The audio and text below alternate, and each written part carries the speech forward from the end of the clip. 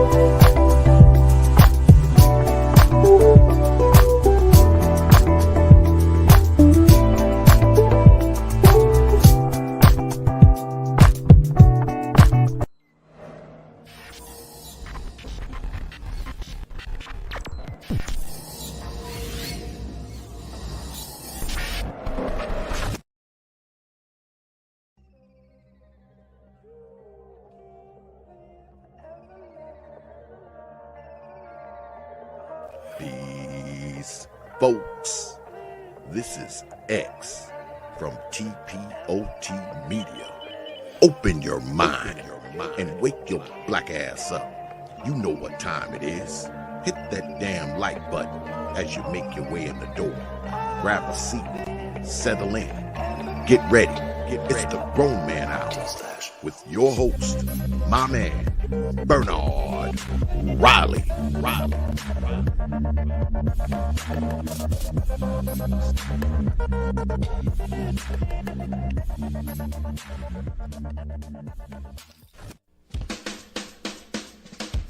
Hey, what's up, everybody? This is Mumia Obsidian Ali. You know who I am. I need no introduction, right? And you're listening to the Grown Man Hour with my man Bernard Riley, heard weekdays right here on YouTube. What do you think about that? How about that? Now let's get back on with the show. Thank you.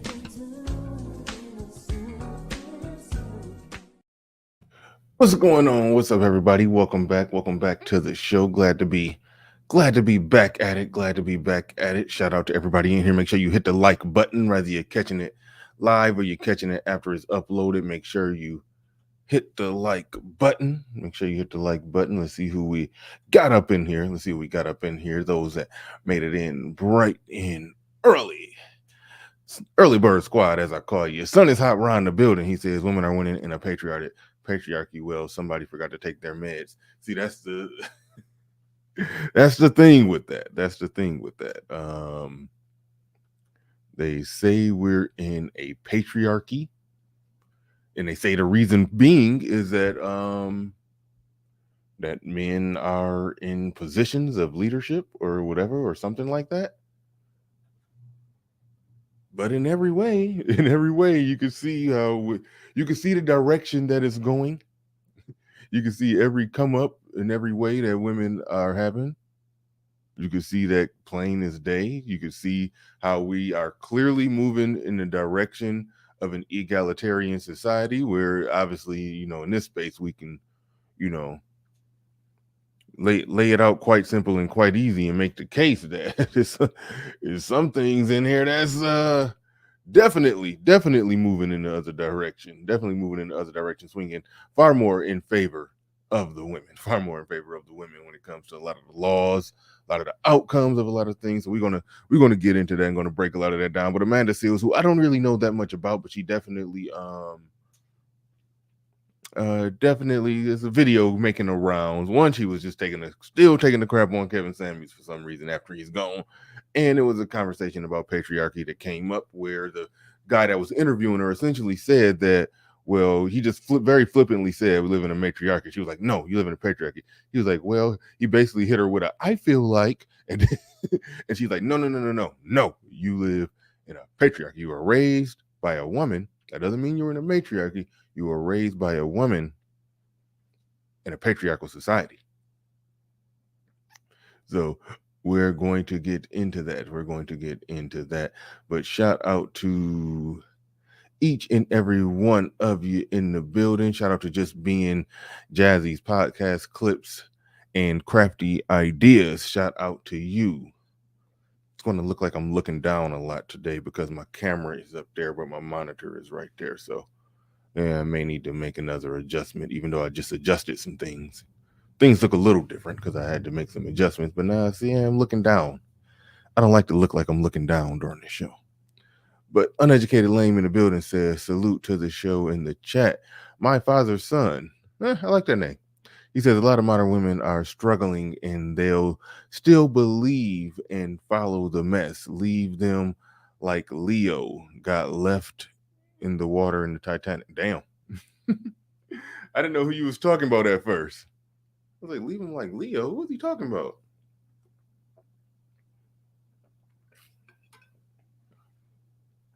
I like my little cup right here. Been drinking a lot of water. That's why I got my cup. But he said, leave him in the water. Brenda Muema. I always say Muema. Y'all can see her name scrolling down there with K Lata, Ronnie C, and Brenda. New Patreons. Shouting out my new Patreons. Do appreciate y'all coming on through on the Patriarch. Patriarch. On the Patreon end. I do appreciate y'all becoming Patreons. I'm trying to get the Patreon going. That's why all the live shows tend to go right to the Patreon. Some of them may stay up, but most of them will be going to the Patreon. Most of them will be going straight to Patreon. So, or member. So I recommend you become a member or become a Patreon. So shout out to each and every one of you. But she says this interview was interesting. Then I remembered she was the same woman that Abba and Preach exposed in their video of the art of narcissism. We watching that. Thank you. I gotta write that down. Give me a second. We should watch it first.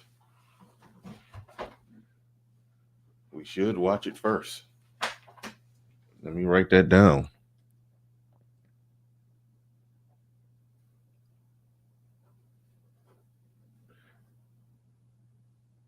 All right, took forever to write that, but yes, no, thank you. Yes. I am. I'm gonna do a live reaction to that one. That will be coming down the pipeline in the show. Thank you, Brenda. She says the art of narcissism 2 years ago, and well, she is here still exposing herself. The Spliffy one in the building. Cyrus, Reva, Michonne, Denise. Michonne. I always like to name Michonne ever since The Walking Dead. But shout out to everybody. Appreciate each and every one of you being in the building. Appreciate each and every one of you being in the building. Got a number of things to get into today before we even dig into the main topic. This way. One update on something, this story that just keeps getting it just keeps, it's an ongoing. It's an ongoing story. The chick who posted the video about how no men showed up to that singles. I mean, not singles. It looked like a singles event. I mean, no, it was. I'm sorry, it was a singles event. It was supposed to probably trying to make some couples, I guess. It was some kind of mixer. No men allegedly showed up to it. And she posted, I came to a singles or mixer or whatever the hell it was, and only only women showed up. That was her argument. That was her point. That was what she was saying. But then it was exposed later that men did show up. They showed up later for whatever reason, and it was a whole festive event with a DJ and the whole works, and everything was fine. It was a nice, well done, well put together event. And this was her response, because everybody started making videos going in saying, okay, she was faking it, she was this, she was that, she was blah blah blah blah blah, and she was it was exposed that no, it was an actual event and men showed up, and so her whole little no men, there's no men, there's no good men, where are all the men, that thing kind of got debunked and exposed live in her face, But anyway, these were her exact words. This is what she actually posted. She said, I posted this video on my story and on my IG. Not my fault. Y'all ran off with the narrator. I think she ran off with the narrative. Now, here's the problem with that. She's saying it's not my fault y'all ran off with the narrative. And it's like, that's what you say when somebody else creates a narrative. You can't say that when you create the narrative. It's like she created a narrative and then now she's saying it's not my fault y'all ran with it. It's not my fault y'all believed the BS that I said. I she throwing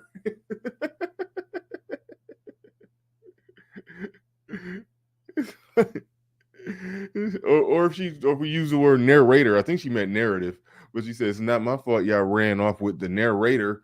You were the narrator. We ran off with you.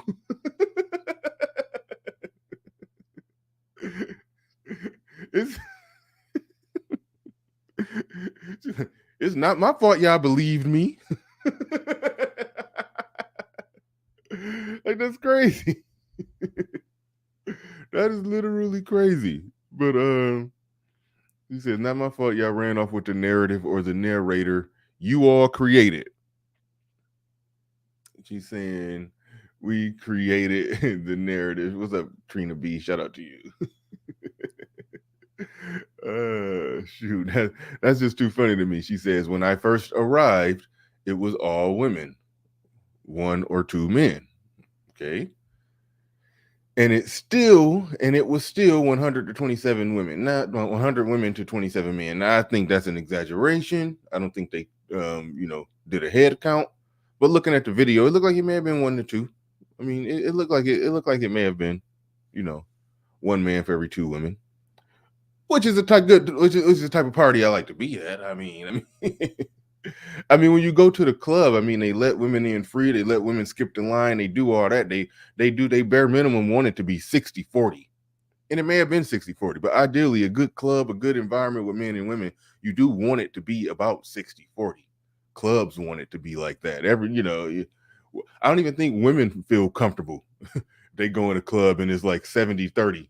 With 70% men, 30% women. Women don't even feel comfortable in that. Nobody feels comfortable in the sausage fest. Nobody wants that. It should be more women. But anyway, says it was 100 women to 27 men. So let's stop sharing. Okay, here now this is the funniest part to me. Not the y'all ran with the narrative that I created. The funniest part is she says, so let's stop sharing me and posting it for your own views and clout. I'm like, like you don't want nobody else getting clout. You created this for clout. She created this whole narrative. She created the narrative for clout, got the clout, and now she mad that other people are getting clout off of it. Like what kind of delusional, illogical nonsense is that to say stop posting it for your own views and clout? Ain't that exactly what the hell you did?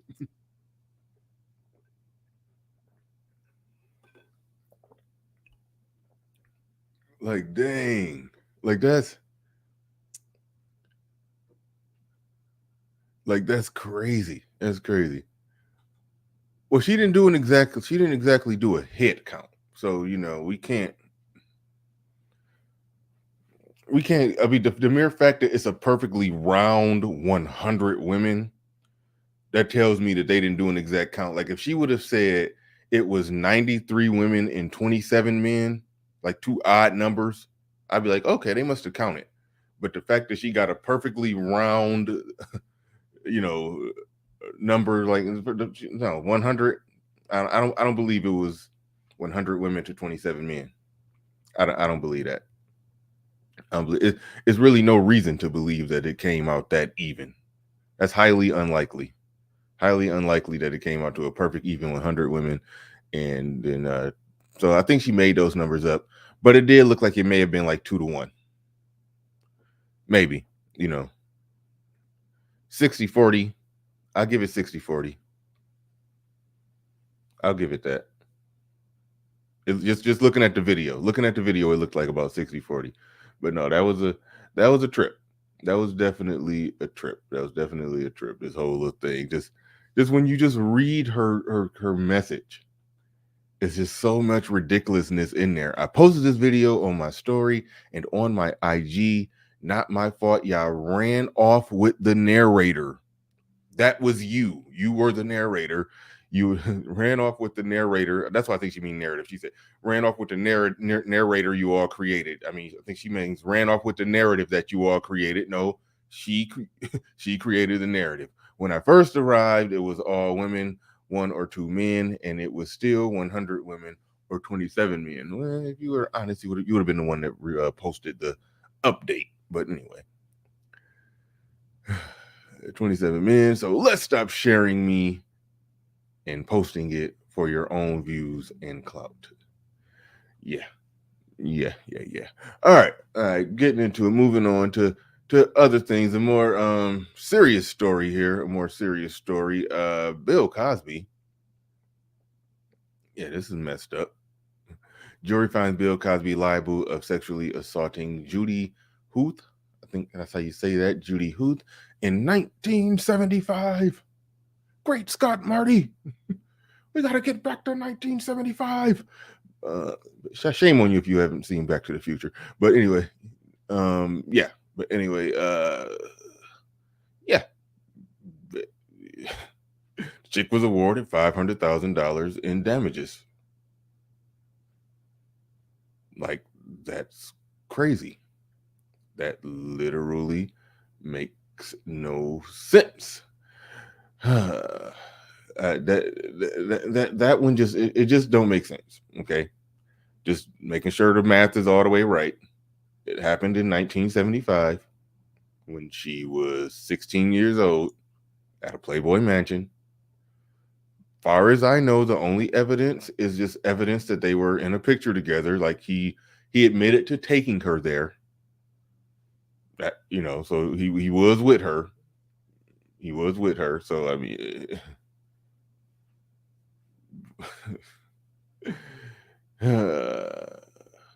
Tuesday, after a jury found him liable of sexual battery in a decades-old case, Judy Huth filed a civil case against Bill in 2014. She filed the case in 2014 for something that happened in 1975, claiming longtime actor sexually assaulted her in 1975 when she was 16 years old. A jury of 8 women, 4 men found Bill liable.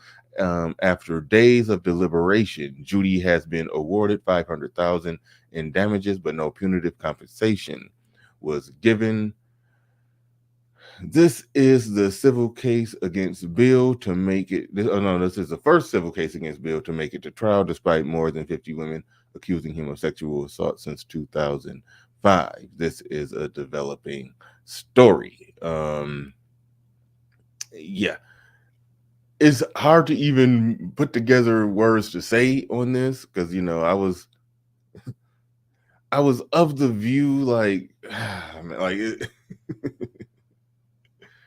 it's like what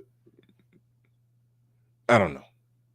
This is one where it's ridiculous. It's ridiculous just simply on the basis just if when you lay out the years. Happened in 1975. She brought it up in 2014. It's now 2022. This woman is, I think, 60. I don't know how old she is now. But she just paid her grandkids college tuition Like she's getting old to the point where she ain't doing a whole lot with that money. She's close. She's pushing 70, and Bill Cosby is pushing 90. Like, I mean, I don't know their exact ages. I used to know it because last time I talked about it, I knew it. I forgot it by now. But the fact of the matter is, it's just a ridiculous. It's just a ridiculous thing.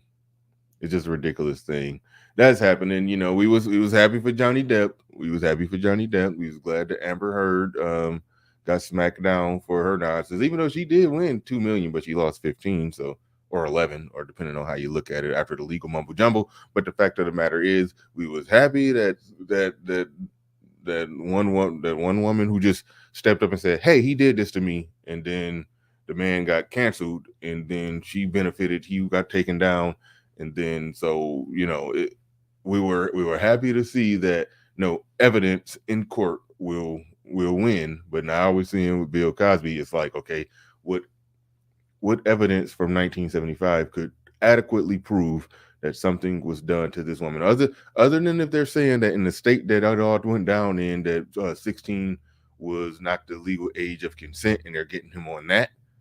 But that don't even sound like what it is. It sounds like she's saying that there was an actual assault that took place aside from the age, from her being 16. And how do you prove that? Like, that's where it gets ridiculous. But as Gail is putting right there, join the Patreon for exclusive content. The only exclusive content is the live show. You get the live show after it airs. It goes straight to members of Patreon. So I do recommend you become a member or a patron so you don't miss the live show. But this is ridiculous. I actually just found out about this morning. I may talk about it some more when I get gather some more research on it. But just the initial just shock value of it is insane. It's insane to me that would even be a thing.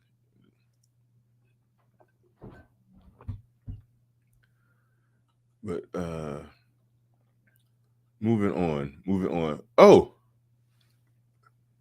actually saw this movie with the controversial banned in 14 states kiss scene.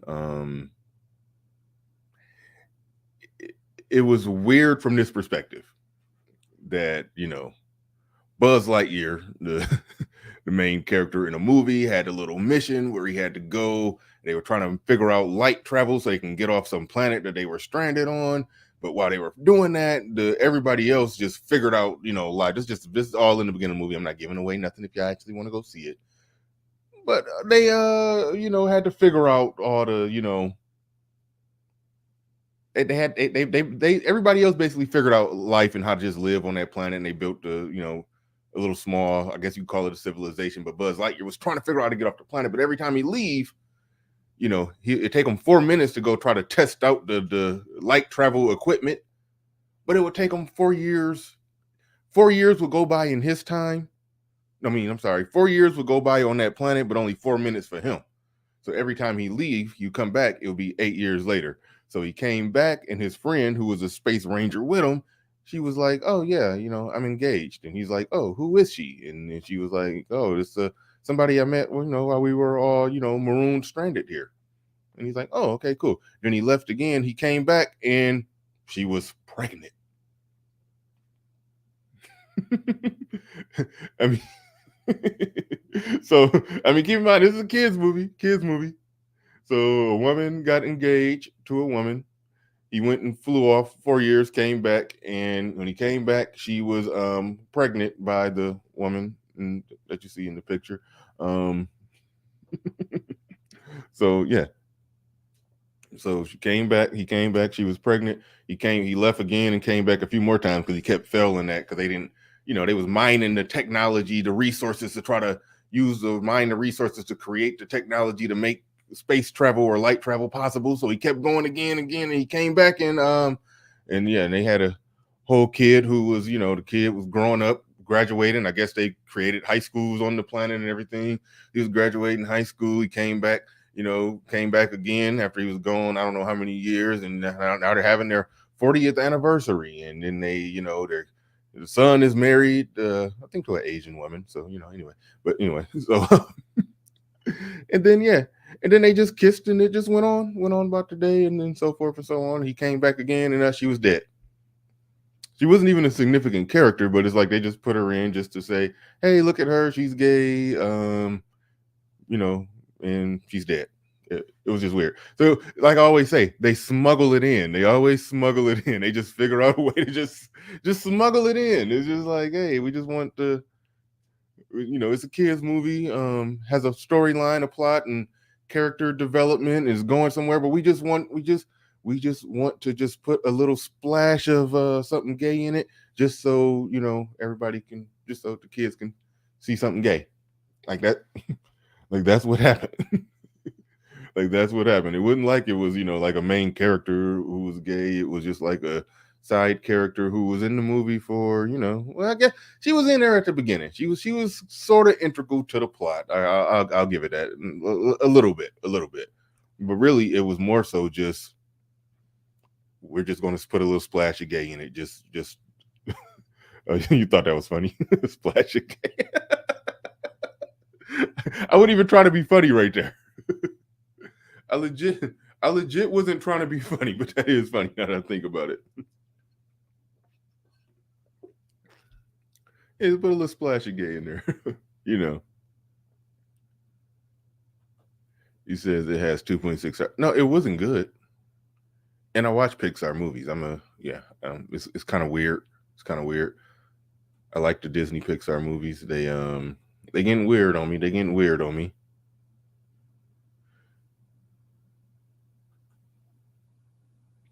News alert: Black families, now you see, don't you continue this. News alert: Black families, now you see, don't continue this lifestyle. Okay, I mean, that was worded weirdly. That was worded weirdly. But now, Riley, don't forget I have stage 4 hip hop cancer. And gone. But yeah, I saw that movie. And yeah, I saw it. Sometimes I like to see stuff so you won't have to. But I did that for that. I ain't even talk about that movie. Oh, I got a super chat. Didn't even see that. Shout out to Sir Tyson in the building. Appreciate you. Let me scroll on. Uh-oh. Mouse is jamming. There we go.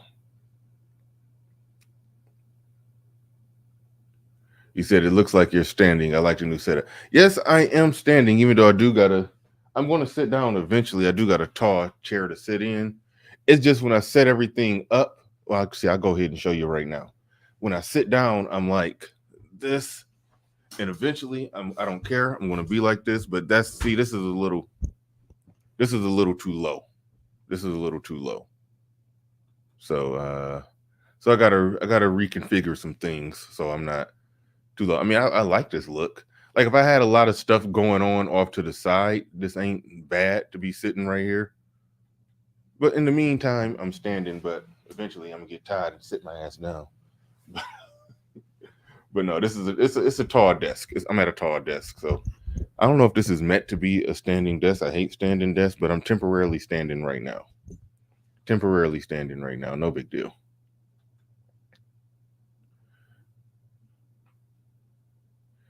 Get low. We're gone. We're gone. All right, let me get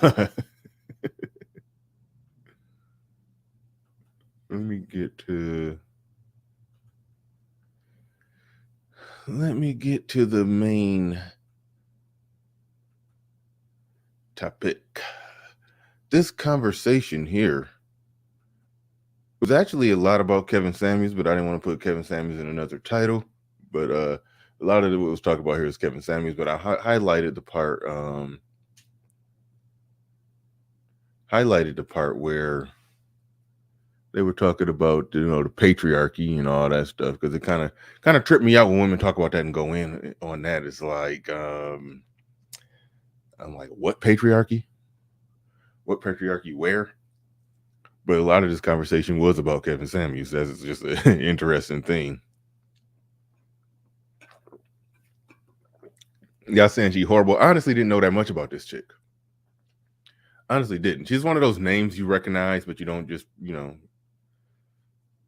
probably heard her say something crazy before, but just didn't commit it to memory and didn't commit the name to memory. And then I hear the name again. I don't associate it with the crazy stuff I've seen her say in a clip. She's like one of those for me. But anyway, let's roll it. He's aligning relationships on surface things, versus grounding them in the depths of our spirit. That made me think about Kevin Samuels. Why? Why do you think about Kevin Samuels? In terms of, like, y'all see how much that annoyed the hell out of her? Hey, that legit annoyed the hell out of her. She's like, she said, he just very casually said, that makes me think about Kevin Samuels. Why? Why do you think about Kevin Samuels? Dude, this is his name. It's like his name made her flinch. Like she was like, God damn, he dead. Like, chill. Like, damn. It's like she legit jumped when she heard his name.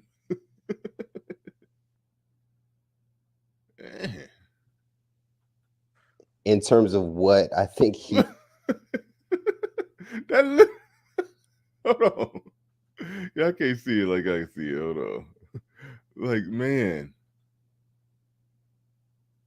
It's like she just got all frustrated. Like that forehead, everything wrinkled up, all that just got everything just got balled up just by the sound of the name. I wasn't subscribed, so for the record, I wasn't one of his. I was gonna say, you better put a disclaimer quick. I'm not one of. Why he got to put a disclaimer quick? You see that? He's taken up for Kevin Samuels, but he gotta bow down. He gotta submit.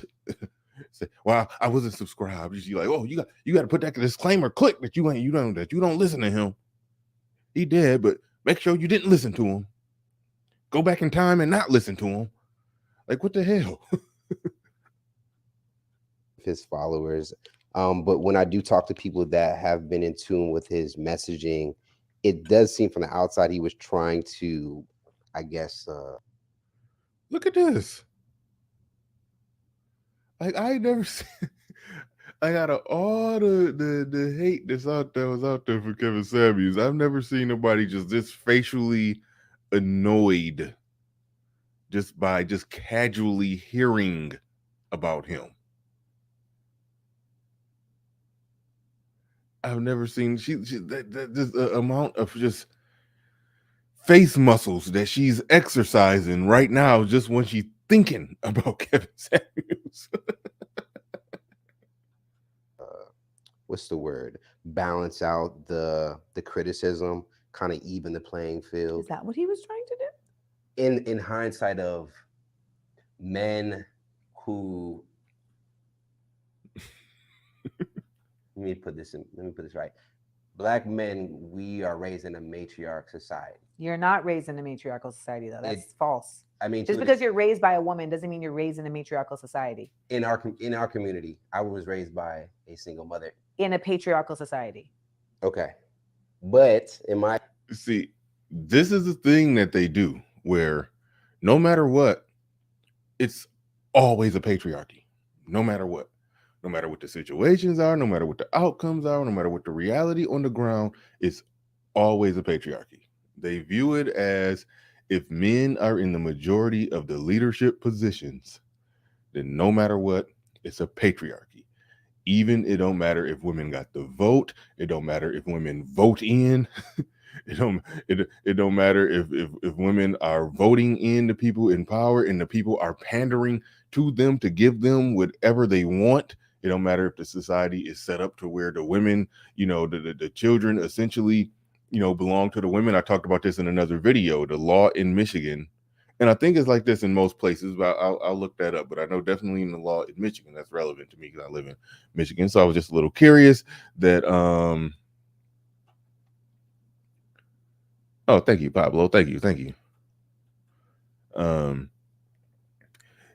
It was, in the law in Michigan, the law literally reads, that if a child is born to an unwed mother, to an unwed mother, just by default, no matter what, the mother is the presumed custodial parent, and the father can only obtain custody if he takes legal action against the mother. That's the only way a father can obtain custody, if he's not married. And we know how that works out. We know how that works out when he is married. The majority of the time, over 90%, is going to go to the mom either way. Even if he's fighting for it, it's still going to the mom, more than likely. So by default, a child is born, it belongs to the mom. Like, so it's they would argue that even though those laws are in favor of domestic trucker, says the same in Georgia. I think it's the same in a lot of places. I'm going to look that up for y'all. Even though the laws are pushed in a way to where it's in favor of a woman, even though it's like that, they're going to argue, they're going to maintain that women are that this country, that we're in a patriarchal country. That's what they're going to maintain. So I would ask the question, what if women were in all the positions? Let's just say the majority of the Senate seats and governors and all, whatever. Let's just say if women were in the majority of those positions. I wonder, would she argue that even if women were in the majority of those positions, but the children belong to a man, men got lesser sentences, there were more programs to help men to make sure that they don't fail, if they more social safety nets and programs and incentives to make sure they succeed, and if they fail, there's more incentives and social safety nets and government programs to catch them. But if they do end up in a situation where they're being taken care of by a woman, the kids automatically are going to go with that man, and that man could take the majority of what that woman, or at least half of what that woman has. I say the majority because if somebody takes half and they take the kids, they're taking more than half. Let's just make that very clear. They're taking half your shit and getting child support and taking the kids. So they're getting more than half. Like, that's shout out to BGS. I think BGS said that sounds like matriarchal oppression. But what if women were in the ones that control, but they made the laws, but all the laws were going in that direction to where everything was beneficial to men like that? Would they then say, nope, matriarchy, because women hold greater than 51% of the Senate seats? Would they do that? Would they make the argument? I don't think they would make that argument. But they're in a situation where, women are more educated, and it's been broke down a number of times, the whole wage gap and everything. This is old hat over here. We know the deal. Women choose not to take on the challenging majors in STEM to end up getting the more higher paying jobs. That's the wage gap in a nutshell. It comes down to personal choices. But overall, they're more educated than men by 60-40. They end up winning more in the court. They get lesser sentences. They get I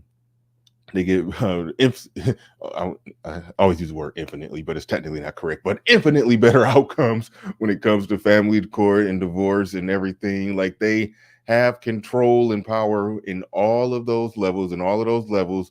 But even in the event that they don't work through any of those systems and they fall flat on their face and fail, it's social safety nets to catch them. It's practically it's a patriarchal country that's set up in a way to where it's impossible for women to fail. And it's because short of them not exercising, using any of those systems properly, they could end up in a situation where a man is taking care of them, and they can get half of what that man has if he's taking care of them in the way that they want to be taken care of. So it's like, at what point, like, how do you make a case that we're in some type of patriarchy? I don't know how you make that case. Now, I've made the case that it's case by case, household by household. I can say that my house is a patriarchy, but let's just say, I move my woman in, we get together, or we get married, or whatever. The second she goes left, and I'm just saying the whole word. I mean, I ain't having no more kids, but let's just say I'm a younger man, having kids and doing the whole thing, that I did once already.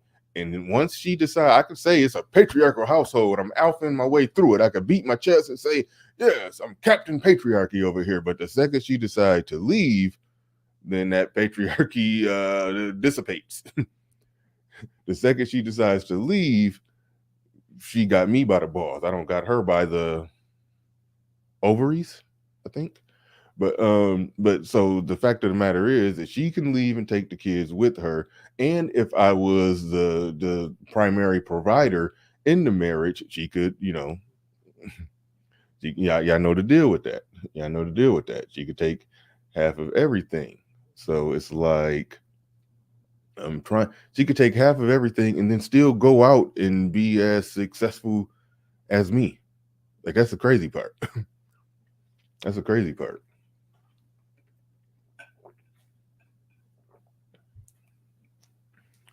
So how and by what standard do we live in some oppressive patriarchy? But as long as men make up the majority of the Senate seats, when women do the majority of the voting, like the women who voted the pussy grabber in chief into office, a lot of women are voting men into office, but those men who get into office make sure that they facilitate all the things that ultimately help and benefit women. So they're getting everything they want but still able to claim, no, it's an oppressive patriarchy and we're victims in it. My experience, this is my experience. No, but I'm telling you, like, your experience doesn't change the society that we're in. Okay. Even though you were raised by a woman, she's raising you within a patriarchal framework. There. Let me try to express. Women aren't she wasn't raising you within a space where women are leaders that are revered and women aren't revered. Women are revered and they get their asses kissed a whole goddamn lot. Like, when it's 60-40 in terms of education, and the society is moving in a direction where, the ditch diggers aren't the respected ones in society. Okay. We talk about, we talk about people who are revered and respected in society. We're not talking about the ditch diggers. And we talk the hard grunt labor jobs that men do. Those aren't the jobs that get respected, that are revered. The type of jobs that women are getting the degrees to do are the type of jobs that end up, being respected. But it's a situation of, are they competing in that environment to get all of those positions? And as we know, they quite often don't compete that hard. I mean, it's proven. This is like, feminists have proven this. When they were trying to explain the wage gap, they debunked them themselves. And they proved that, no, they don't roll up their sleeves and compete to be the best of the best of the best. They, men will go all go no quit. Women will get their foot in the door, get their feet wet, and then pull it back. And sometimes that's nature. Sometimes they have kids and they can't go as hard. They can't work 80 hours trying to make partner at some law firm. That's just the nature of the beast. But that's what they're calling patriarchy. They got all the opportunity there. But as long as there's any area where they're being outperformed, even though I could show all the areas where they are where they're overperforming, but no, they're gonna say oppressive patriarchy. Like, that you should aspire. Like, that's not what we're in. I'm just laying up what I think these brothers are coming from. Fair. Okay. Where you? Okay. Not me. I'm not. Okay. And I think that I despise them. I think that those brothers who don't maybe have the strongest self-esteem or the strongest awareness of how to lead a woman in a healthy way, at times maybe felt pushed to the side, felt discredited because they didn't have a certain status. And I think with a guy like Kevin Samuels, they gravitated towards him because he was now holding women accountable more than we've ever really seen it. It wasn't delivered the best, but I can only from the outside look completely false. That is, I'm gonna have to go completely against that. Okay. So why do you think people were listening? I think people were listening to him because we're in a up society, and he was confirmation bias for their uppery. That's why. The same reason that people are mad at me, because I'm affirming a truth that's inconvenient to their right. So they're like, that bitch, she's making me feel some type of way. I hate it when people say a lot of inaccurate stuff, but they say it loud, and then people object to their inaccurate stuff, and then they say they're mad at me because I'm telling the truth. It's like, no, you're not telling the truth. You're giving your opinion with a lot of passion. I speak the truth. I speak the truth. No. You give your opinion with a lot of passion. I don't want to feel some type of way. And who the is she to make me feel some type of way? But the way you feel that I'm making you feel is because it's a truth that you know. But you have to deal with it, and you're not ready to deal with it. Because if you deal with it, it's going to bring up a whole bunch of other shit probably that you have to deal with. And you don't necessarily have the support system around you or the tools to be able to do so. And that is the fault of our whole social network, right? But this Freeman's in the building. He says, stop, go the other way. What benefit is it to men to do anything for women if all this freedom only brings complaint? Take it back, give nothing. Thank you for the super chat. Do appreciate that. Definitely greatly appreciate that. Appreciate everybody in the building. Make sure y'all hit the like button. Let's go. This idea of holding women accountable, to me, it's a false equivalency. Because the reason why he came up is because you said that, and this is only me seeing clips, like highlights of his work. Oh, I've seen a lot. Okay. So you're probably more of an expert in this space than me. But it did seem like you were saying the thing of like women having these like crazy expectations that they don't necessarily apply to themselves. And it felt like he was trying to do the same thing from the clips I saw.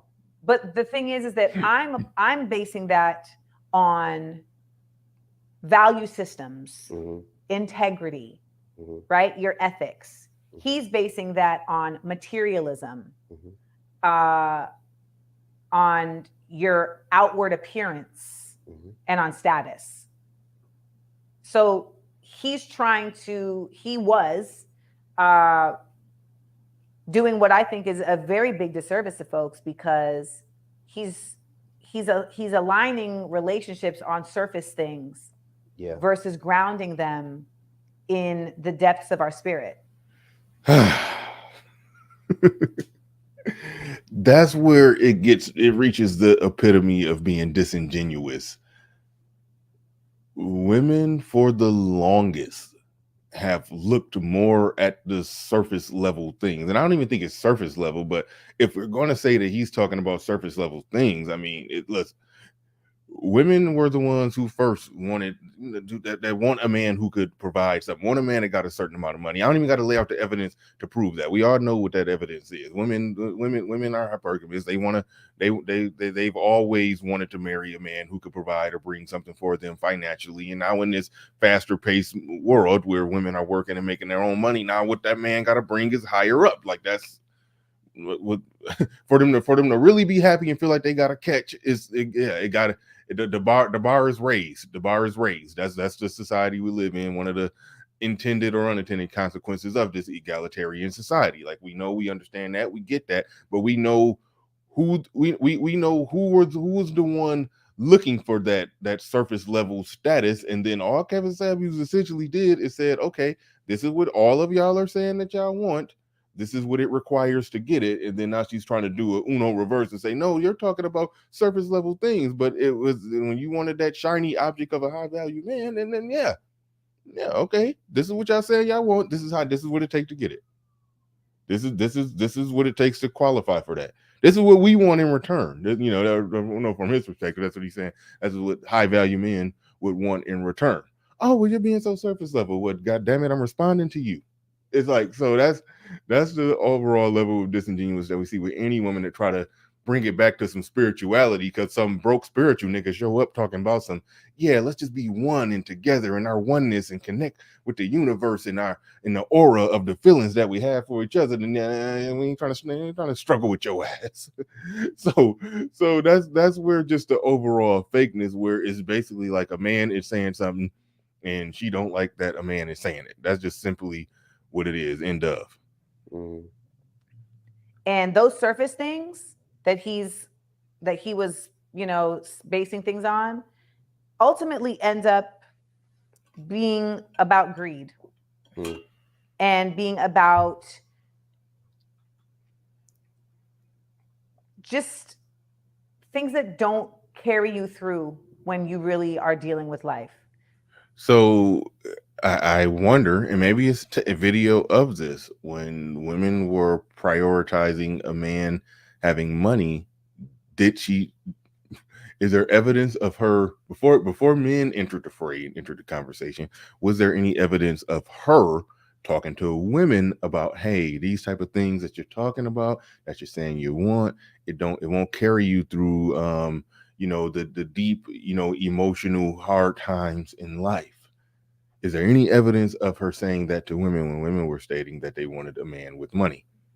But she's turning into Deepak Chopra. She's about to turn into Deepak Chopra when, in response to a man saying that he wants and requires certain things from women. Your looks, your money, your status. When your mom dies,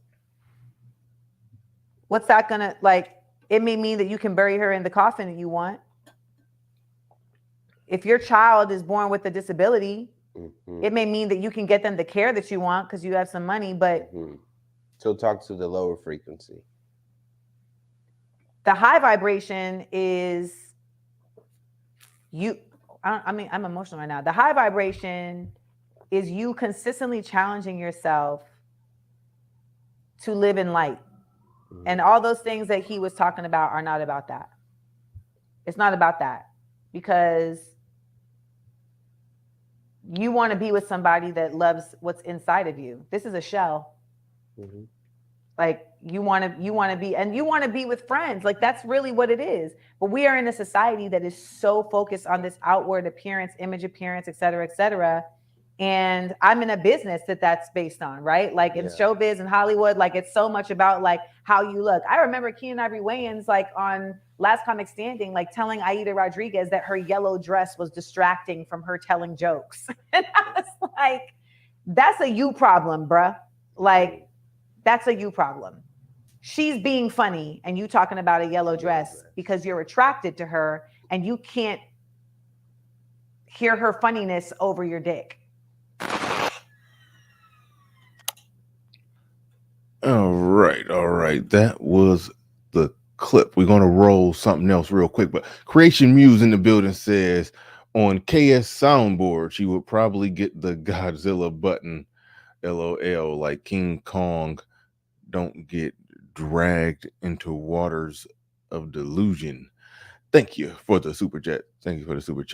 Do appreciate that. Yeah, she went all the way out in the middle of nowhere talking about Keen Ivory Wayans and the yellow dress distracting the jokes or whatever. I have no idea what she was talking about there. But shout out to the Patreons down there. Ronnie, Ronnie K Lata, Ronnie C, and Brenda Muema just joined the Patreon. And like I've been saying, the Patreons are the show after it airs is going to be going to Patreon and members only. So I highly recommend. Oh shoot, what was the name of the show when she was when Avin Preach did something on her? I just want to see what this is, just out of curiosity before I open things up. What was that? Damn it.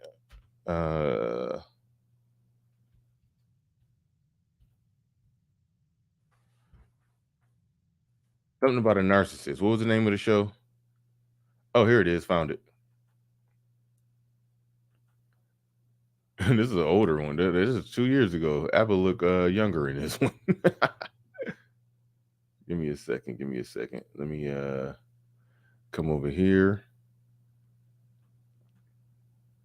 Let me stop the screen share. That Freeman's Journal dropped another one. He says, too many, I might get the vag. People out here being friends with women. Stop it. Oh, you talking about some friend zone? I got some content coming on some friend zone warriors. I got some content coming on that. But where we at? Where we at? I had it. Then I lost it. Oh, I almost started singing. My bad. Yeah, I don't want to hear me sing. Give me a second. Give me a second. It's coming. It's coming.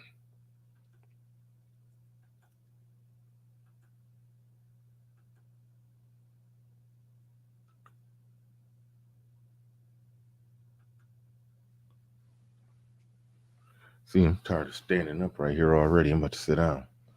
All right. Sorry for the dead air delay. I had to pull something up. Sorry for the dead air delay. I had to pull something up. I had to find something real quick. It took a minute, but now I got it. Let's go. Now, I've never seen this. I normally don't like to react to stuff unless I've seen it. I say that all the time, but then I always end up doing it. But I haven't seen this. I have no idea what's going on here. But somebody, Brenda threw this out in the middle of nowhere. I mean, at the beginning of the show, actually. And so I just said, okay, we'll check it out.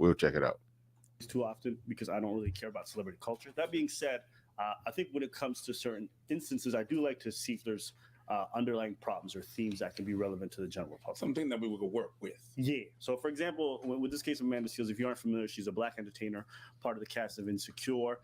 She's a stand-up comedian you might have seen on HBO. And recently, as well as the last couple of years, she's been involved in a lot of issues and a lot of disputes with people online and in person. I've watched her in a few interviews now. And every time I've seen her, I felt like she exhibits a lot of behavior that indicates to me that she may be a narcissist. Recently, she was denied entry into a Black Emmy party, and it turned into a big deal. So I decided to do some research on Amanda. I'm going to play some clips from her, and I just want you guys to look for narcissistic behavior. Just full disclosure, I'm no expert at pointing out a narcissist. I never know exactly what it is. I know what the working definition of it is, but people have ruined that term narcissist to where anybody do anything you don't like. He's a narcissist. She's a narcissist. So I'm like, well, normally mostly women call him men narcissists. But so I'm no expert on that, but we rolling with it. Let's go. I told Issa, I was like, hey, your publicist, she's just not being nice. She's just nasty. And I don't even need her to be kind, but just have a certain layer of civility with me. I don't want this to be an easy interview. I'm ready to address whatever. Well, first of all, are you still on Insecure? What kind of dumbass question is that? I'm just asking. It is a dumbass It's a dumbass question. I'm just Next asking. question.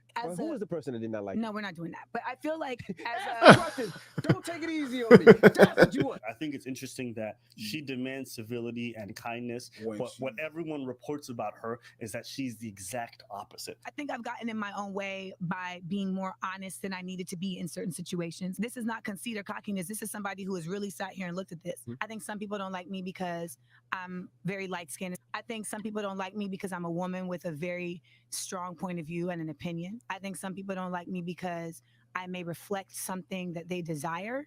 This is some weird stuff when somebody basically, and I watched a couple interviews going into this too, and she basically said she likes to push the envelope. She likes to, she basically said it in the interview that I just played of her, that she likes to, basically push the envelope and makes people uncomfortable to things that she say when she put it out there and she pushed forward, and that's the reality of what we live in. So I give you the truth and then you react to it, and that discomfort that you feel, that's the evidence of the society that we live in that I'm speaking on. I'm going to be pushy about it. Like she basically one of those people that says, I'm going to push buttons, and then people don't like her, but their buttons pushed.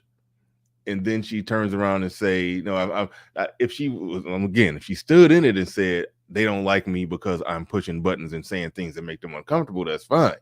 That's fine. She could say that. She could be wrong, but she could say that. But then to go all the way to, no, it's because I'm light-skinned. It's because I'm a woman. And when did light-skinned people start getting disliked? I don't know when that was. I don't know when that happened. But it's because I'm light-skinned. It's because I'm a woman. It's because this. What was the other one? I think some people don't like me because I'm a woman with a very strong point of view and an opinion. I think some people don't like me because I may reflect something that they desire. Listen, the reason why people reflect something that they desire?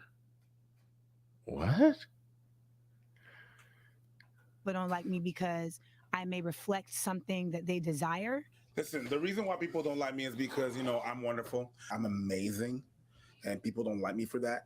People don't like me because I'm a total bitch, which stands for babe in total control of herself. That's why they don't like me. Like, I'm in control. Hey, I'm probably late. But I never heard nobody do that. Say bitch stand for babe in total control of herself. Jesus grab the wheel. No, I'll grab the wheel. People don't like me because I'm the captain of the shenanigans. No, look at me. I'm the captain now. No, boo-boo, I'm the captain. Anyways, people don't like me. I think some people don't like me for the reasons that they don't like themselves. And I know that there are reasons you don't like me that were handed down to you in some situations by patriarchy, I mean by racism, I mean by classism, etc. She just threw out that patriarchy word again. I did some content on this before when I looked up what they really mean when they say patriarchy, but basically anything that's bad in the world, they a lot of them they'll define it as patriarchy. Like it was literally in an article, like patriarchy was blamed for everything from wars, not just wars, global warming. Like you name it, patriarchy has been blamed for it. Anything that's bad, that's patriarchy. And it was written by a feminist, so she's basically just trying to say patriarchy represents everything that's bad. We're the opposite of patriarchy, therefore we automatically represent everything that's good. Like that's a judo, that's a maneuver right there to try to make sure that your opposition takes credit for everything bad in the world. You're the opposite. You're the opposite. That means you're everything good in the world, right? Right? Isn't that what that means? Right? Like that's how they try to argue and spin that. So anything patriarchal or male led, bad. We're the opposite of that. We're good. It's like they do a good job at that. They do a good job at that. Because even young boys coming up, I don't want to be bad. So they start being more more left leaning or more feminist leaning and everything. My son took something at his school. It was like a little they took a little test where it was I don't know if you call it was like one of those little weird personality tests. They just ask you a bunch of questions to try to see where you lean at. Most of the high school boys they leaned more liberal. My son, who's he's 19 now. He he was a it was basically like a what's the word I'm looking for? It was like an identity politics type of thing. And from an identity politics standpoint, my son, as a high school senior, he was like a 40-year-old black woman in his views. And I guess more like his mom, I guess.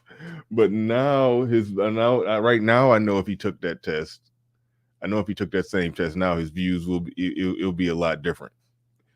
It'll be a lot different. I didn't beat him over the head with nothing. I didn't tell him what to think. I just taught him how to think, and he thought his way out of a lot of nonsense and then came to me and talked to me about it. So I'm like, yes, I didn't indoctrinate him. I didn't impose anything on him. He thought his way through it and then came and talked to me about it, and then we had a conversation. So I know his views have changed on a lot of stuff, but yeah, but that was that was an interesting thing. Now, one of his friends was white, just like how my son. They said one of his white friends at the school identified, from an identity politics standpoint, he was more on the spectrum to where it was like a they said he was like a 70-year-old white man. He's like a 70-year-old white Republican. I was like, yeah, your friend probably racist, but it's okay. We love all people over here. But anyway. I was like, hey, you okay? You cool. I met him. Keep an eye on him, though. Keep an eye on him. But he answered every question like a 70-plus-year-old white man. I was like, okay, all right. I ain't know what to do with that. I mean, at 17, all right. But all right, let's get back into this. You don't like me because I can talk proper or something. Like if that's a source of ire for you, like I'm like mad that somebody put it in you. Something's wrong with y'all. Like you guys were taught this. I'm like, no. Sometimes You're just a dislikable person. And there's some parts of me and Abba that are very dislikable. Sure. Like I eat oatmeal with hot sauce. Dislikable. I think if we look at like the 100% of that, there's probably about 5% of those situations where like, yeah, I owe you an apology. Yeah, you know what? Yeah, you know what? Fine. Yeah, I owe you money. Yeah. That's how it felt like. That's Hold on. I've been bullied for I being missed smart. that. I don't know. I missed that. Hold on. What? Yeah, you know what? Fine. Yeah, I owe you money. Yeah. Yeah, 100% of that, there's probably about 5. Dislikable. I think if we look at like the 100% of that, there's probably about 5% of those situations where like, yeah, I owe you an apology. Yeah, you know what? Yeah, you know what? Fine. Yeah, I owe you money. Yeah. That's how it felt like. I've been bullied for being smart. I don't know how being unabashedly smart has become such a villainous thing. Let me say this. If you have to say that you're smart multiple times in an interview, you're not nearly as smart as you think you are. Do you hear Steve Jobs talking about he's rich? My intelligence is at a point where I'm just smart enough to realize how dumb I really am. Yup. Meaning, I see the chasm between me and people who are truly highly intelligent, and I recognize how difficult it is to stand with them in a conversation about certain topics. So I tend to just listen in those scenarios. He said but I'm smart enough to know when someone is full of shit. And that's the most frustrating thing about that kind of curve. Is like dumb people far overestimate their intelligence. Yep. Intelligent people really can't relate with a lot of dumb people. And people who are in the middle find themselves frustrated because they realize how much of a distance there are between them and smart people, and they get frustrated at dumb people for not realizing how dumb they actually are. And so I sit here and I listen to you, and I'm like, boo-boo, you're not nearly as smart as you think you are. You're not. You don't talk. I can completely relate to what he just said. Nearly as proper as you think you do. Proper. And that arrogance and that kind of egotistical aspect of you is what makes people dislike you so much. The more people hear you, the more they actually get to see you, and more of what they've seen, the more they dislike. If you look at the Breakfast Club interviews with her, the dislikes on those videos have grown with each passing time. Because you're rude. And also because people are really starting to see you for who you are. It's ironic that her book is called Small Doses, because it seems like people can only handle her in small doses. You see what I did there? Oh, shit, nigga. It's almost as if she seemed insecure. All right, that shit's corny. But I couldn't help myself. You know what I'm saying? I was just like, okay. Because you keep on repeating the same shit. I'm smart. I'm good. I'm wonderful. Like, listen, how long we been doing this shit? 4 years. I don't think we've been like, yeah, we nice like that. We good. I don't think I've ever spoken about myself that way.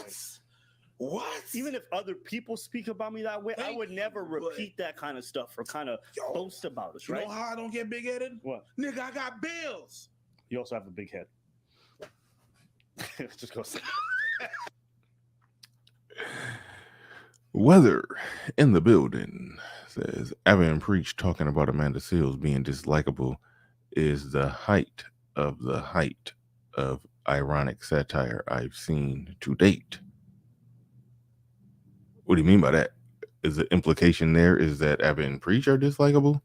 Evan Preach talking about Amanda Seales being dislikable is the height of ironic satire. I don't know if your implication there was Evan Preach are dislikable. They're pretty much likable. Also D-bags. I don't know what that means. But thank you for your super chats. I do appreciate that. Appreciate you.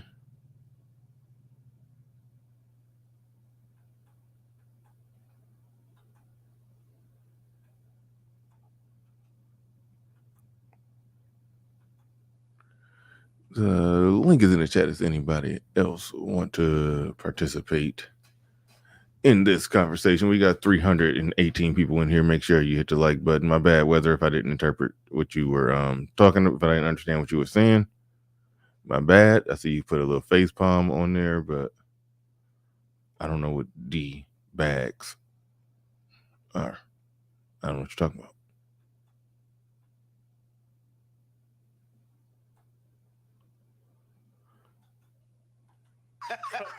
I was just gonna say, false image projection. Narcissists tend to project a false, idolized image of themselves to the world in order to hide their inner insecurity. Literally, people think that me being a critical thinker is me being extra, me being too much. But there were a lot of people who used to say things like that about, you know, Stokely Carmichael, about Huey P., about Martin Luther King. Like, oh, they stirring up trouble.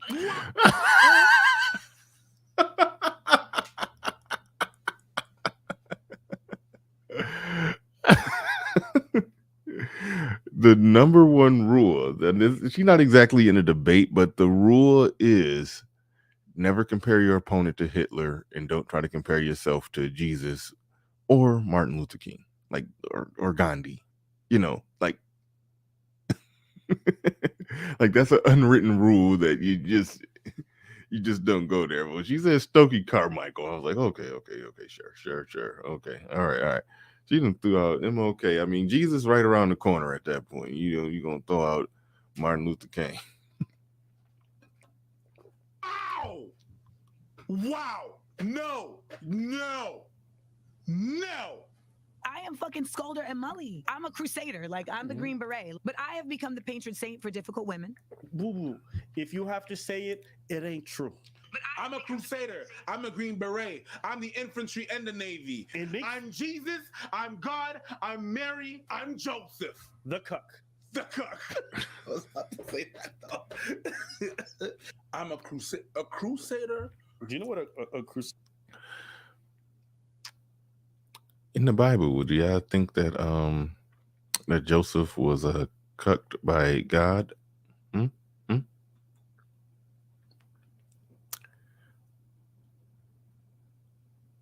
Shout out to Game Changer on this one. This was something that me and Game Changer we was ended up having a conversation about this off the air.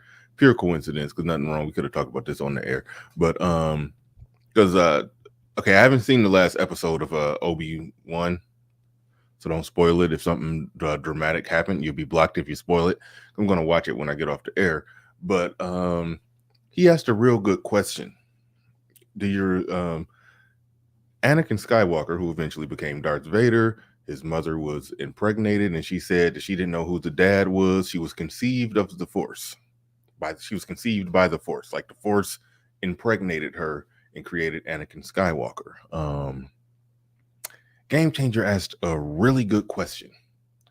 He said, "Do you think that Anakin Skywalker's dad probably just had sex with her?" And then, like, you know, Obi-Wan said, "These aren't the droids you're looking for." You know, he basically just had sex with her, busted her, and said, you know, basically said, "You never seen me before." You know, you know, did something like that, and then so she just woke up, you know, pregnant and had no memory of having sex with anybody. He just, you know, used the Force and made her forget it. And I was like, wow, like that was genius.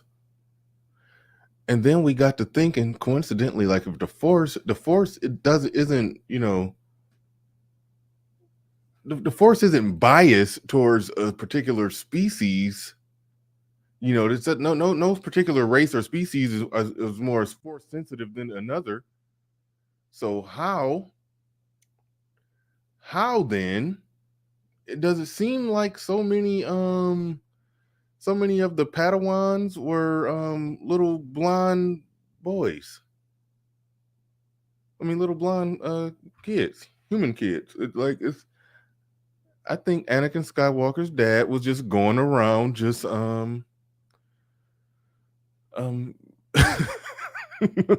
force fucking.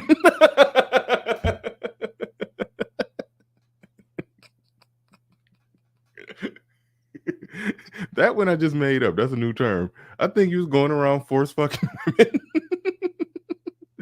and wiping their memory. I honestly believe that was happening.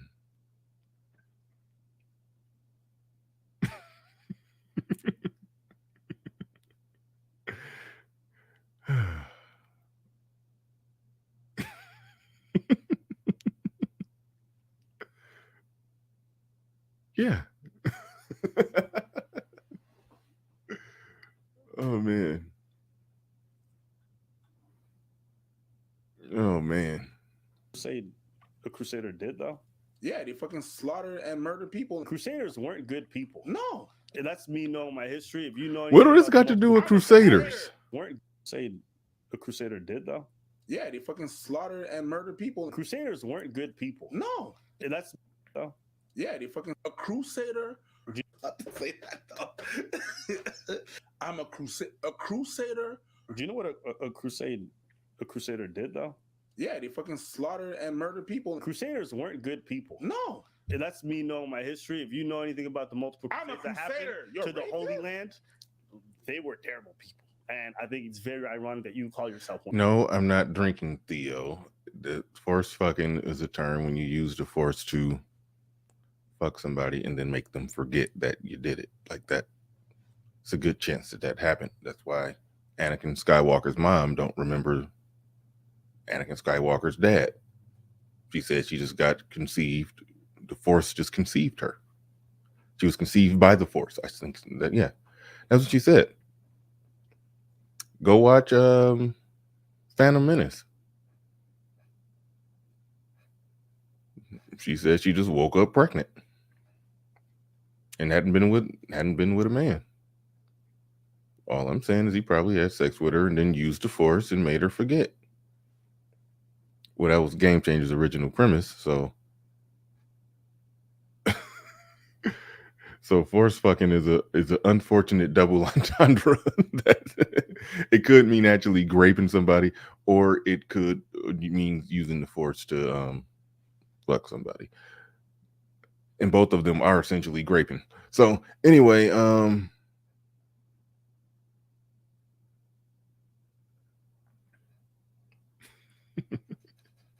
the force owe her child support.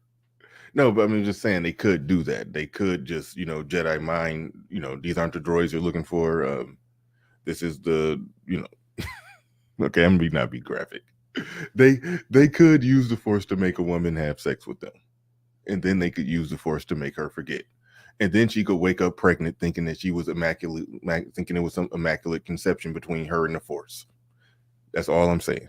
It was a lot of little blonde Padawans. That means somebody, Anakin Skywalker's dad, was out there getting it in. Shout out to Game Changer. for horribly pointing that out. One of them, because most people think you're a terrible person. In terms of like, am I a terrible person? That's absolutely ridiculous and absurd. Like, and if we're measuring that, I'm like, well, what kind of meter are y'all measuring that on? Like, so there's people that we can acknowledge are 100% terrible people. R. Kelly is a terrible person. Mm-hmm. You know what I'm saying? So I'm R. Kelly now. Oh wow, that is not what we asked you. Wow. You know, there's a spectrum here, and in the category of terrible people, yes, there's Hitler, there's R. Kelly, but there are other terrible people who are not as bad, right? Yes. Like who? Bill Cosby. Just kidding. I try to give you a chance. It's just Jussie Smollett, terrible person, did a terrible thing. Would I put him as Hitler? No, of course not. Of course not. And I just want to point something out. Amanda loves to proclaim herself a feminist, fighting for women. Imagine if men use that same behavior to downplay whatever form of sexual assault they engage in. Oh, you said I'm a rapist? I ain't Bill Cosby. Are you saying I'm... Calm down. If you did some shit that is bad, you did something That's it. Be accountable for what you did. Yo, these kind of... She always loves to say how smart I am. Boo-boo. You got a lot of logical inconsistencies. I know people will watch this and they'll be like, okay, Amanda said, these are the reasons, but what do you think you did to that young lady for her to feel that way towards you? I have no idea. Really? I have no idea. I was gonna say, did one of your co-hosts say something? I think it put We're not even going to acknowledge that individual because he did that so that he could get acknowledged. No. The only person that spoke out from your cast on your TV show, and he just said something negative about you. So it's very telling to me that everyone that you've worked with refuses to stand up for you, but the person who does decide to speak on the issue says something negative about you. Yo, So you spent a whole 30 minutes talking about how smart and intelligent you are, but you can't detect why one person dislikes you. No wonder this person is unsuccessful in relationships. Can you imagine having to communicate with somebody who's that lacking in self-awareness? No. but know that I have looked out for him. Why? Okay, why would you? Okay, what happened with him? Yeah, we're not gonna talk about him, but know that I've been great with that person. So do you see how in every conversation she frames herself as the victim? She frames herself as infallible.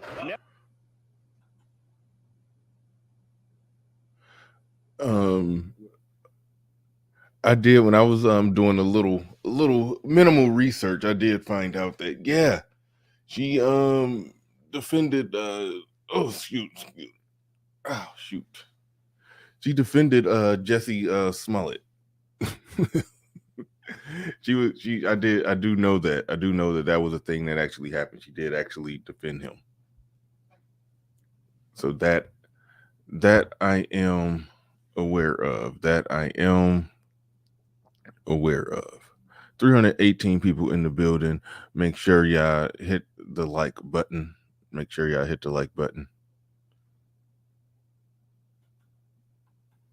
Never admits what she did wrong, never admits how she messed up, but she's always willing to say how she's done good things. You are somebody who loves to be on this platform. You claim to be a crusader. You want to help people with your advice, but you also may not be in the best place to counsel people when you are in need of counseling yourself. I would never, ever suggest anyone listen to your relationship advice. You know, there's this idea that's floating around that if you got haters, it means you're doing something right. Sometimes when people hate you, it's just because you're hateable. You think ISIS is out there like, hey man, shout out to all my haters. We about to go jihad on that ass. No, ISIS has got justifiable haters. The same way you, Amanda, are a hateable person. You know, you love to say, oh, I'm not for everybody. Okay, good. That's what your Instagram says. But then you're surprised when people who are not for you don't want to be around you and you act shocked. It's because you're a narcissist. And I just made this video today because I want my people at home to know what that behavior looks like. If you see it in your dating partner, run for the hills because you will never be able to get them to be accountable for the mistakes that they make in your dynamic. And you need that from your partner.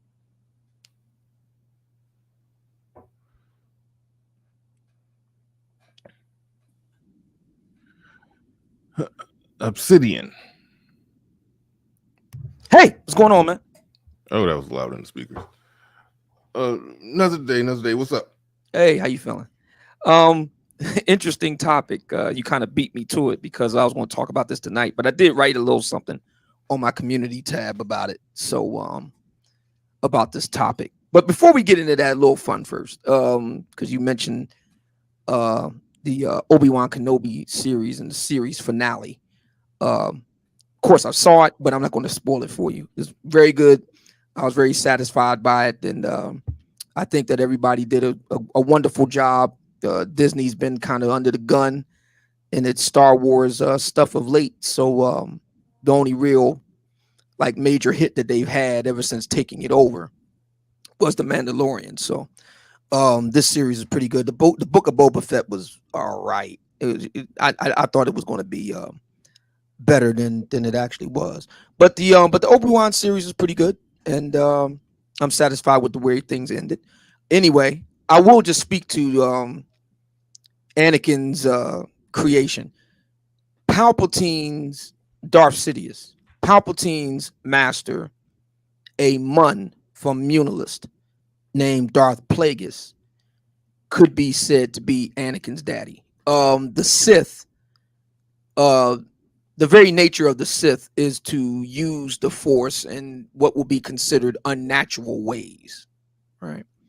So there was into things that the Jedi who use the light side of the Force would definitely consider to be, really bad. And one of those things that they were doing was, manipulating life itself through midichlorians. And Plagueis was doing a lot of experimentation with that. So he discovered a method by which you could create life outside of the normal, the natural way, so to speak. And so that's how Anakin came about. Very similar to Rey in the next round of Star Wars sequels. So okay, so they weren't having sex with these women; they were just using the Force to get them pregnant. They were just like Force, so they Force fucking. Okay, well, not literally, but anyway, they were using the Force to inseminate women. Yeah, with kids who will be born and they will be force sensitive. Right.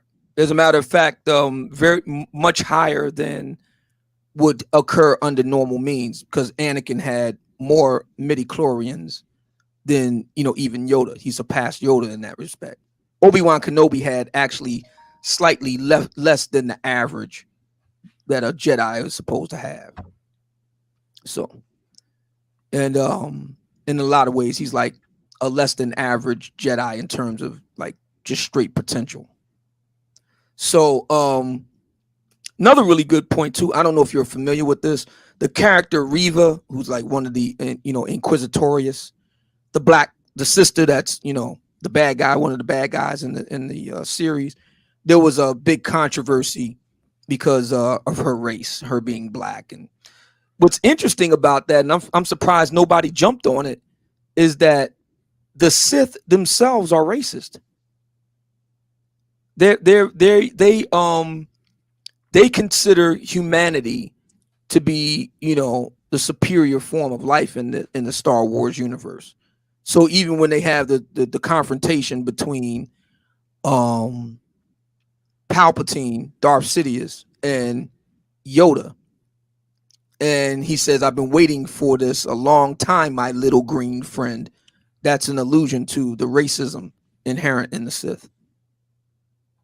Whereas the Jedi see the Force as manifesting through life in all beings, and the Jedi themselves are very diverse. Their ranks and whatnot. It's not just humans, but the Sith are very human centric. They're racist. So, Huh. All right. Aren't you going on Brother Xavier tonight? Yeah, we're going to have an interesting conversation, and I'm looking forward to it. 9:00 p.m. EDT, and I'm going to try to slip in my own live about Amanda Seals if I can. So, there's a brother in the chat room that made the point that the Sith themselves weren't racist. Darth Sidious was racist. That's a really good point, because the Sith weren't human. The original Sith race weren't human. It was Dark Jedis who came and kind of became part of the Sith culture, and then kind of co-opted it all together, and the original Sith died out and they took it over. So it's a very interesting point. Now we're getting into a whole lot of Legends lore and all the rest of it. Very interesting stuff. But Sidious, no doubt, put his stamp on the Sith in a way that kind of like nobody did since Darth Bane, perhaps, with the rule of two. So very interesting. They definitely were human centric, no doubt about it. They considered all other races, by race they mean alien races. So Zabraks, like or Dathomirians, like Darth Maul was a Dathomirian, Zabrak, and so forth. So they would consider all those races like inferior to humans. But anyway. Yeah. All right. Oh, shit. Something. You know what? I gotta cut this one short. Something came up, and I just realized I got to roll and get up out of here. Oh, so yeah, something bad. No, not it's something I gotta take care of, but not nothing horrible. Not nothing horrible. A manageable situation that got to get managed, but I gotta roll. All right, man. Yeah.